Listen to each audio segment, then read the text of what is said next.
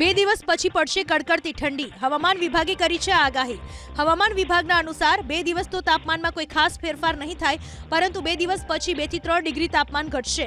તો આજે પાટનગર ગાંધીનગર રહ્યું સૌથી ઠંડુગાર.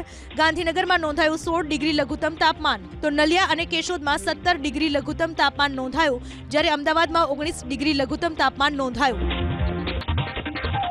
રાજકોટ નાગરિક સહકારી બેંક, જેની આજે યોજાઈ ચૂંટણી, કુલ 332 મતદારો પૈકી 320 મતદારોએ કર્યું મતદાન. હવે મંગળવારે જાહેર થશે ચૂંટણીનું પરિણામ. રાજકોટ નાગરિક સહકારી બેંકની ચૂંટણીમાં મામા જ્યોતિન્દ્ર મહેતાની સહકાર પેનલ અને ભાણેજ કલ્પક મણિયારની સંસ્કાર પેનલ છે સામસામે. 21 ડિરેક્ટર્સની ચૂંટણીમાં 6 ડિરેક્ટર બિનહરીફ ચૂંટાયા છે. બાકીના 15 ડિરેક્ટર માટે સહકાર પેનલે 15 ઉમેદવાર. સોમનાથમાં કોળી સમાજનું 2 દિવસથી ચાલી રહ્યું છે આંદોલન. કારણ છે ડિમોલેશનનો વિરોધ. ધારાસભ્ય સહિત રાજકીય અને સામાજિક આગેવાનો કોળી સમાજના આંદોલનમાં જોડાયા છે. કોળી સમાજની જગ્યા પર ડિમોલેશનનો વિરોધ કરવામાં આવી રહ્યો છે. આજે સવારના કોળી સમાજે સોમનાથ ટ્રસ્ટ વિરુદ્ધ રામધૂન બોલાવી.